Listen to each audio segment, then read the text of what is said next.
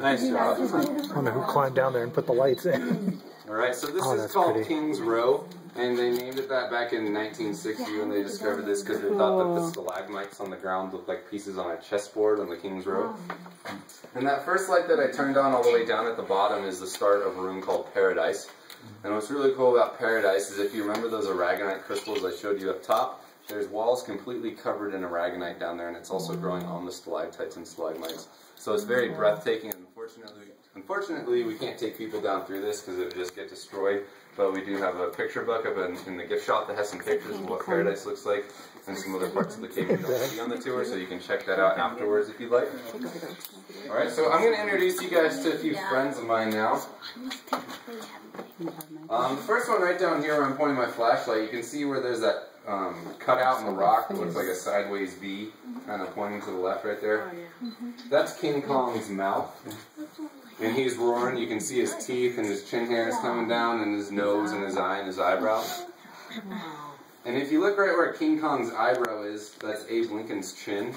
And his nose is right up above that. You can see his forehead and his hairline up by the ceiling. And then if you look right where King Kong's teeth are, his top teeth that are hanging down, it looks just like Princess Fiona's face from Shrek. His very front teeth are her bangs hanging down. As you go towards his back teeth, it looks like her face and she's looking downwards.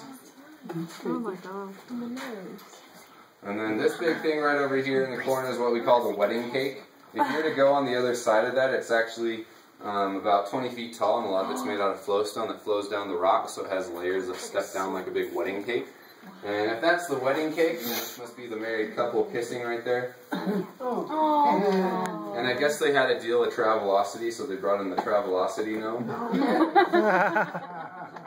Down the left of him is a castle. And you can't have a castle without a princess. So right here we have Snow White with the bird on her head. And the 7 dwarfs. And right here we have Santa Claus waving at you. This is the Leaning Tower of Pisa. For any Star Wars fans, we have Jabba the Hutt right here. And right behind him is the Thanksgiving turkey sticking his rear end at you. Oh my god. Wow. Right here you have a camel with the 2 humps, or some people think it looks like a lady laying on her back with her knees in the air. Her knees, right. Hey, I didn't say it. And then right over here on the wall we have the drooling crab. See his big pinchers and the big thing of drooling coming down his face? Oh, and the reason why he's drooling is because the Pillsbury Doughboy is stuck in the dough right there. And he's pointing right at a cute little bunny rabbit right there with his white nose pointed down towards the ground and his ears kind of following the rock. Oh, I see it.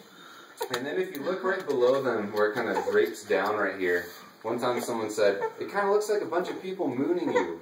And some of them have cellulite.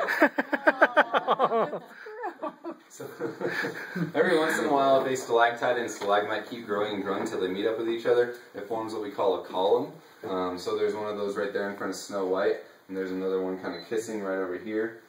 And these ones right here aren't growing any longer because there's no water running over them. But if they were still growing, then geologists would say it'd probably take another 6,000 years till they meet up. Most geologists say that